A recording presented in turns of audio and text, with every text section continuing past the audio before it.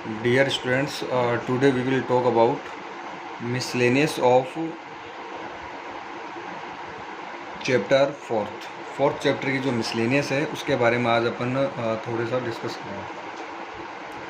तो सारे क्वेश्चन तो देखो मैं करवाऊंगा नहीं, क्वेश्चन आप लोगों को सेल्फ करने, और जो डिफ़िकल्ट है थोड़े से अलग टाइप के जो क्वेश्चन हैं उनके बारे में थोड़े, या फिर कई क्वेश्चन ऐसे भी हो सकते हैं कि हो सकता है आप उनका कोई डिफ़िकल्ट जो मेथड है वो फाइंड करोगे, तो उनका अगर कोई इजी मेथड है तो इस तरह के क्वेश्चन है ना वो आज आपको मैं बताऊंगा।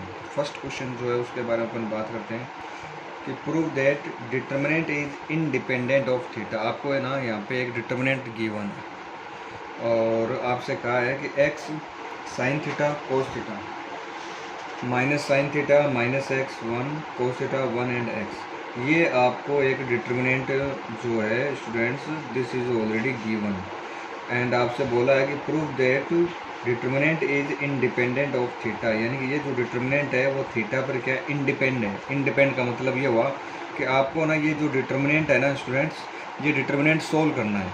सोल्व करने पर जो आंसर है ना उसमें ना वापस थीटा नहीं आना चाहिए। इंडिपेंडेंट ऑफ थीटा का मतलब क्या है कि आपका जो भी आंसर आएगा उसमें ना आंसर जो है वो थीटा नहीं आना चाहिए, इसको डिटर्मिनेंट को सोल्व करने में।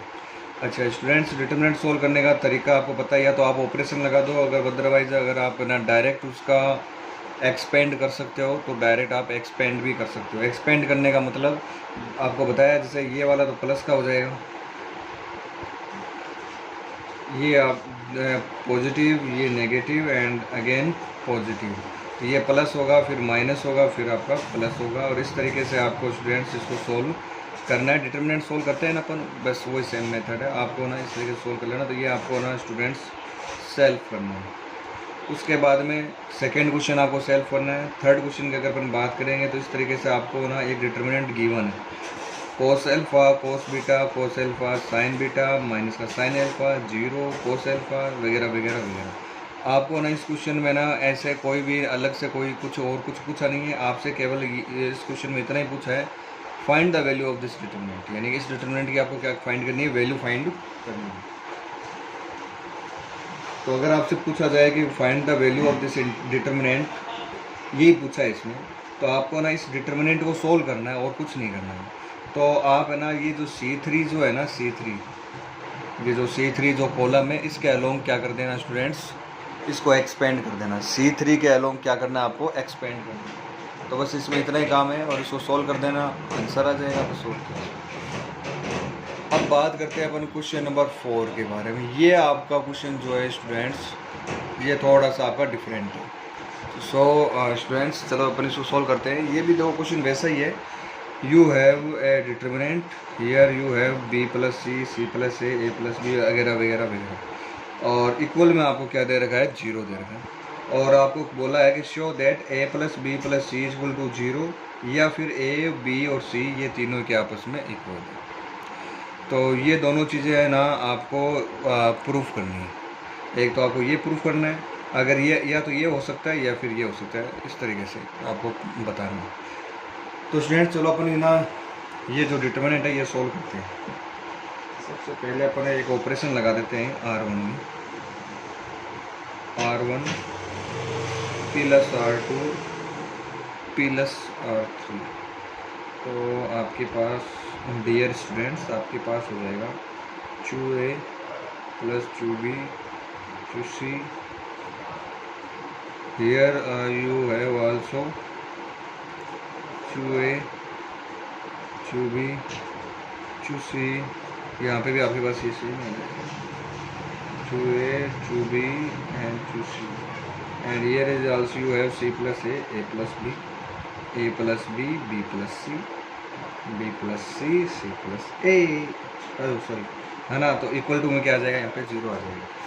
अच्छा इतना होने के बाद में ना here you can see that you can take out common from these columns, तो आप इस तरीके से जो स्टूडेंट्स है ना कॉमन जो है वो आप ले सकते हैं। After taking columns, after taking common you have just 1, here is also 1, here is also 1, c plus a plus b, a plus b b plus c b plus c c plus a is equal to 0। After doing this, students, here you can see that here you have 1 1 1 and अगर आप चाहो if you want to make these two terms 0, then you can make that C1 minus C2 C2 minus C3. मैं यहाँ लिख देता हूँ operation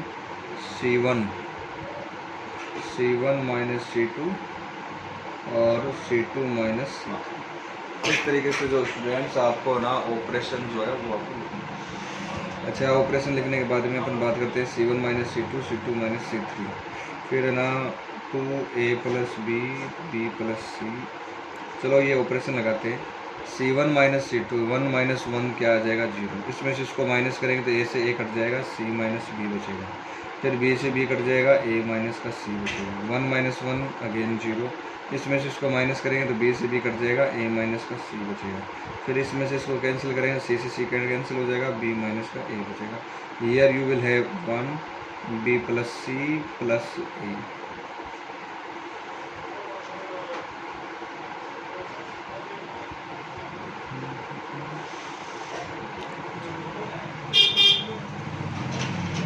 ठीक है, इतना करने के बाद में अपन बात करते हैं। अच्छा, इक्वल में क्या चल रहा है 0, जो साथ में चल रहा है ना उसको साथ में लेके ही चलना है, उसको पीछे मत छोड़ देना। अच्छा, इतना करने के बाद में आप देख सकते हो 1 के अलोंग अपन क्या कर सकते हैं, इसका एक्सपेंड कर सकते हैं। तो 2A plus B plus C 1 के अलोंग एक्सपेंड कर दो तो प्लस माइनस प्लस, तो यहाँ आ जाएगा इसका और इसका multiply C minus B B minus A multiply A minus C का होल स्क्वायर, ठीक है, इक्वल टू 0।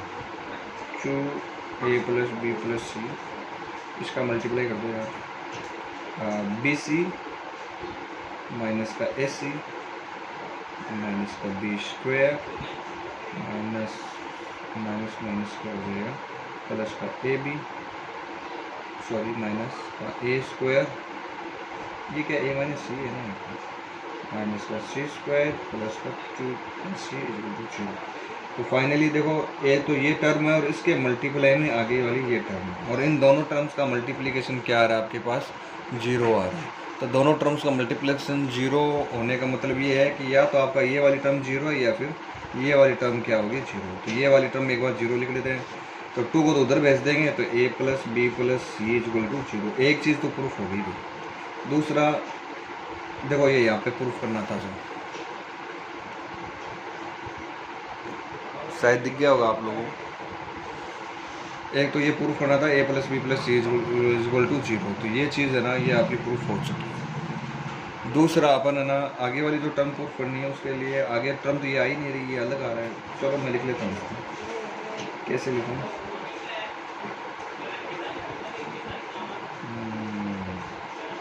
ठीक है, पहले मैं लिख लेता हूँ माइनस का A स्क्वायर,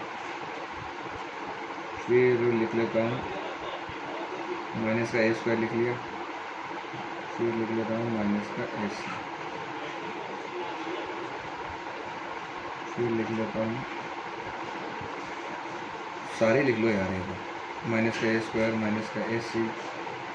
एक बार काम करो, इन सबको एक साथ लिख लेता हूँ, माइनस का A स्क्वायर माइनस का B स्क्वायर भी है क्या, ये फिर माइनस का C स्क्वायर भी है, फिर आगे है आपके पास AB प्लस BC प्लस यहाँ पे C स्क्वायर प्लस में आपके पास यहाँ है 2AC। इस तरीके से स्टूडेंट्स।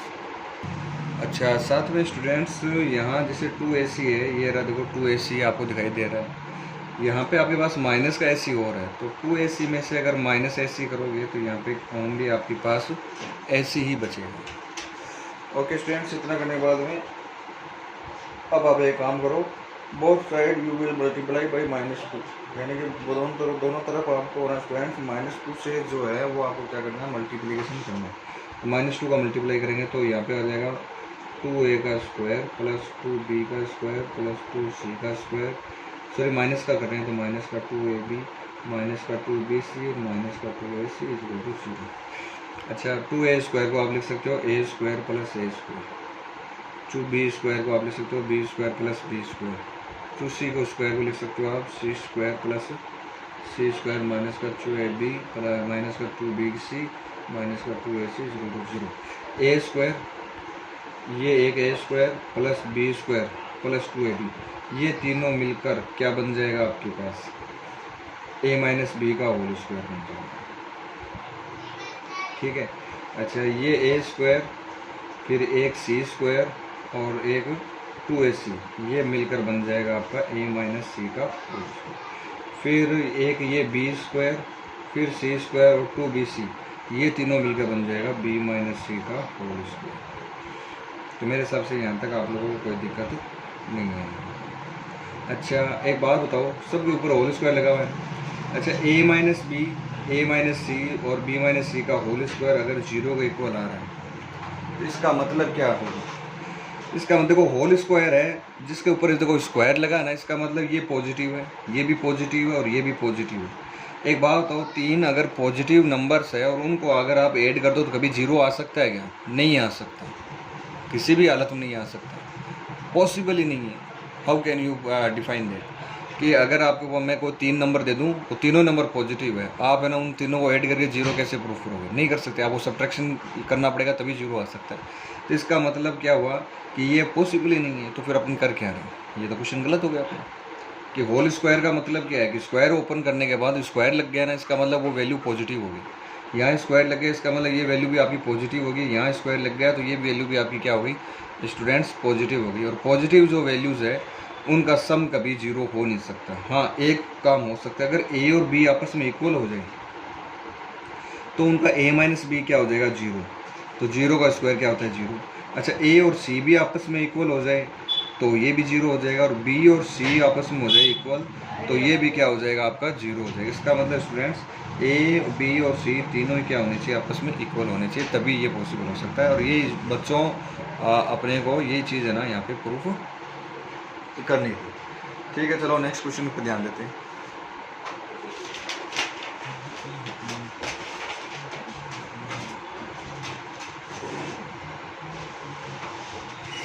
स्टूडेंट्स आगे ना क्वेश्चन नंबर 6 में आपको ना ये सब चीज़ें आपको गिवन है, और 4a² b² और c² जो है वो आपको क्या करना है? प्रूफ करना है। तो देखो इसमें से यहाँ a² है, यहाँ पे a² प्लस ab और यहाँ ab है, तो a जो है ना वो आप बाहर कॉमन ले सकते हो और इसमें से आप b कॉमन ले लेना, आगे वाले में से c कॉमन ले लेना, तो आपके पास क्या बच जाएगा वो देखते हैं। ठीक है, तो अपन एक काम करते हैं, ए बी सी अपन यहाँ पे क्या ले लेते हैं स्टूडेंट्स? कॉमन लेते हैं। तो ए बी सी कॉमन लेने के बाद में here you will have a, यहाँ पे अपने पास बचेगा a प्लस बी, आगे बचेगा b। यहाँ कॉमन लोगे तो b कॉमन लेने के बाद में c, b प्लस का c। यहाँ अगर आप कॉमन ले लोगे तो आपके पास बचेगा c कॉमन लेने के बाद a प्लस का c, यहाँ c कॉमन ले लिया तो a और c, ये चीज़ आपके पास बचेगी। उसके बाद में एक काम करते हैं, वो तो मैक्सिमम अब 0 बनाने, और 0 बना के ये अपने को क्या करना है? सॉल्व करना है। मैक्सिमम 0 जो है वो अपने को बनाने पड़ेंगे। तो स्टूडेंट्स मैक्सिमम जो 0 है वो अपन किस तरह से बनाएंगे वो देखते हैं। कि यहाँ अपने पास है ए बी सी, एक काम करो R1 माइनस R2 और R2 माइनस R3 करोगे। तो स्टूडेंट्स R1 माइनस R2 करोगे तो आपके पास बचेगा, तो यहाँ पे स्टूडेंट्स आ जाएगा आपके पास R1 माइनस R2। जब आप R1 में से R2 माइनस करोगे, R1 में से R2 माइनस करोगे तो आपके पास बच जाएगा यहाँ पे माइनस का b, यहाँ बचेगा c माइनस b, यहाँ आपके पास बचेगा c। a प्लस b में से b माइनस करेंगे तो आ जाएगा आपके पास a, इसमें से इसको माइनस करेंगे तो माइनस का c और a माइनस c बचेगा। b प्लस c और c आपके पास यहाँ तक स्टूडेंट्स आपके पास ये चीज़ें बचेगी। अच्छा इतना करने के बाद में और चेक करो कहाँ अपन 0 बना सकते हैं। तो स्टूडेंट्स अगर मैं ना R1 में अगर मैं R3 ऐड कर देता हूँ तो यहाँ क्या बन जाएगा? 0। चलो कर दो, R1 में R3 जो है वो आप ऐड कर दो तो आपके पास देखो यहाँ 0 आ जाएगा, इन दोनों बी से बी कट जाएगा, सी प्लस सी कितना हो जाएगा 2c, सी और सी क्या हो जाएगा 2c, ए बी माइनस का सी, बी प्लस का सी, ए माइनस सी और सी। फिर 2c जो है वो आप बाहर क्या ले सकते हो कॉमन, तो बाहर 2c कॉमन आ जाएगा, 2ab c² हो जाएगा, 2c का मल्टीप्लाई कर देना तो 2 तो यहाँ, c का मल्टीप्लाई करो c² हो जाएगा। तो यहाँ बचेगा 0 1 1, ए बी माइनस का सी, बी प्लस का सी, ए माइनस सी। अब है ना यहाँ पे भी 0 बना देना, तो इसमें से इसको क्या कर देना माइनस कर देना, और सॉरी C2 माइनस का C3, ये ऑपरेशन लगा देना। C2 माइनस का C3 जो ऑपरेशन है वो आपको क्या करना स्टूडेंट्स अप्लाई करनी है। C2 में से C3 माइनस करोगे तो ये you will get 2abc², 0ab, 1 minus 1 0 आ जाएगा। इसमें से इसको माइनस करोगे, यहाँ माइनस करोगे ये प्लस से कट जाएगा, a बचेगा। इसमें से इसको माइनस करोगे तो c से c कट जाएगा, b बच जाएगा। यहाँ बचेगा 1, a माइनस सी और c। तो स्टूडेंट्स एक गड़बड़ कर दी अपन ने, जब अपन इसमें से इसको माइनस करेंगे, इसमें से इसको माइनस करेंगे तो यहाँ अपने पास माइनस का a बचेगा। अब ना इसके एलोंग एक्सपेंड कर देना, 2abc², एक्सपेंड करोगे इसके एलोंग करोगे एक्सपेंड ऐसे, तो ab माइनस ab यानी कि प्लस का ab और ab कितना हो जाएगा स्टूडेंट्स 2ab हो जाएगा। अब मल्टीप्लाई कर दो, 2 का 2 से करोगे तो 4, a को a से करेंगे तो a², b को b से करेंगे b² और c²। ये आपको क्या करना था प्रूव करना था। इस तरीके से आपको ना ये वाला जो क्वेश्चन स्टूडेंट्स ये आपको करना है।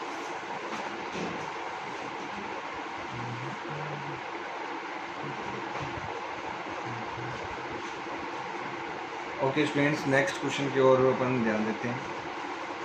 ये वाला जो क्वेश्चन है ना वो आपको ऐसे करना है कि यहाँ देखिए आपके पास है cos alpha plus del, cos beta plus del और कोस गामा प्लस 2, यानी कोस ए प्लस बी का जो फॉर्मूला है वो जो है फॉर्मूला स्टूडेंट्स वो आप क्या कर सकते हो अप्लाई कर सकते हो। You can apply cos A plus B का फॉर्मूला, यानी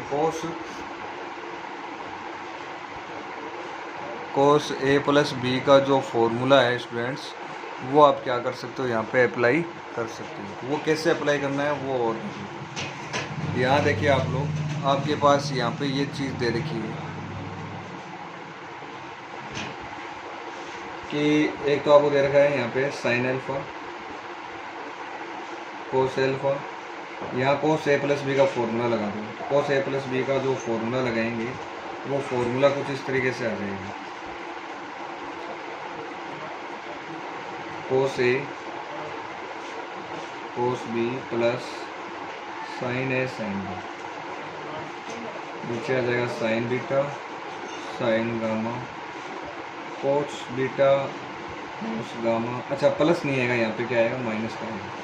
फिर यहाँ आएगा आपके पास cos beta cos del minus का sine beta sine del, sine beta और साइन डेल, इस तरीके से आ जाएगा स्टूडेंट्स।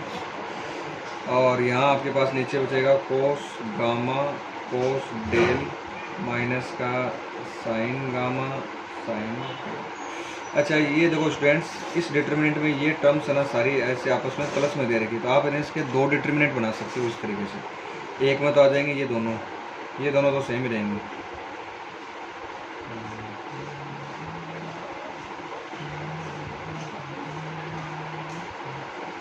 ये वाला ले लेते पहले, cos alpha cos del cos beta cos del cos gamma cos del. दूसरा देखो इनके पीछे माइनस है तो माइनस लगा के वापस ये दोनों तो सेम ही आएंगे, तो ये दोनों तो अपन सेम वापस राइट कर देंगे। यहाँ आ जाएगा sine alpha beta gamma cos alpha beta and gamma, और आगे आ जाएगा आपके पास sine alpha sine del sine beta sine del sine gamma sine del, इस तरीके से आ जाएगा स्टूडेंट्स। अच्छा इतना करने के बाद में कोस डेल कोस डेल कोस डेल, ये कोस डेल जो है ना, देखो ये रहा कोस डेल, दिखाई दे रहा होगा सबको। इस कोस डेल को आप है ना बाहर क्या ले लेना, कॉमन ले लेना। तो कोस डेल तो आपका बाहर क्या आ जाएगा, कॉमन, तो ये यहाँ पे ख़त्म हो जाएगा। और फिर है ना ये वाली और ये वाली जो कॉलम है दोनों सेम हो जाएंगे, तो इसलिए इसकी वैल्यू क्या हो जाएगी, 0। फिर आप इधर से है ना, ये देखो लास्ट में दिख रहा होगा साइन डेल, ये जो है ना साइन डेल, देखो ये रहा sine del sine del sine del. तो आप है ना इस साइन डेल को क्या ले लेना, बाहर कॉमन ले लेना। तो यहाँ पे sign alpha sign beta sign gamma, और यहाँ पे भी साइन अल्फा बीटा और गामा बचेगा। तो ये भी दो सेम हो गए, तो इसकी वैल्यू क्या होगी, 0। तो आंसर आपका ना क्या आ जाएगा स्टूडेंट्स, 0 जो आंसर है। ओके स्टूडेंट्स, अब आगे जो क्वेश्चन है, this is the question number 16। Question number 16 की अपन अब बात करते हैं। तो क्वेश्चन नंबर जो 16 students, according to this question we have 2/x plus 3/y plus 10/z is equal to 4। फिर आगे देगा 4/x माइनस 6/y।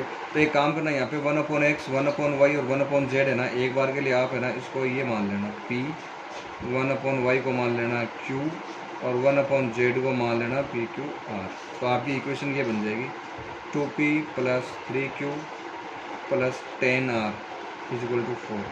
फिर बन जाएगा 4p माइनस का 6q प्लस का 5r इज इक्वल टू 1। फिर आ जाएगा 6p प्लस का 9q माइनस का ये क्या है, 20 है कि 26 है, जो भी है वो आप लिख लेना। और स्टूडेंट्स अब आगे है ना, वो जो है ना मैट्रिक्स मेथड जो मैंने आपको बताया था, ए इनवर्स फाइंड करके आप पहले आप पी क्यू आर की वैल्यू फाइंड कर लेना। जब भी ना जो ए डिटर्मिनेंट तो बन जाएगी 2 4 6 3 6 9, इनसे बन जाएगी ए डिटर्मिनेंट, सॉरी ए मैट्रिक्स। और जो एक्स मैट्रिक्स बनाते हैं ना अपन, वो एक्स मैट्रिक्स बनेगी आपकी पी क्यू और आर से। मैंने यानी कि अब आपका क्वेश्चन है ना वो नहीं है, आपका क्वेश्चन यहाँ से स्टार्ट करना है और उसको लास्ट तक आपको ऐसे चलते रहना, पी क्यू आर मान के पी क्यू आर की वैल्यू निकाल देना। जैसे मान लो पी की वैल्यू 2 आ गई, क्यू की वैल्यू 3 आ गई, आर की वैल्यू सपोज करो 5 आ गई, तो फिर है ना पी जो है वो किसके इक्वल है, 1/x के इक्वल है। तो 1/x इज इक्वल टू, तो एक्स की वैल्यू क्या आ जाएगी, उल्टा कर देना इसका, तो 1/2 हो जाएगी। इस तरीके से आप लोग सॉल्व कर लेना। Thank you, have a nice day. आपकी मिसलेनियस कंप्लीट हो गई, इसको जल्दी से जल्दी कंप्लीट कीजिए। फिर अपन 5th वाला चैप्टर जो है वो शीघ्र अतिशीघ्र स्टार्ट करते हैं। Thank you, have a nice day.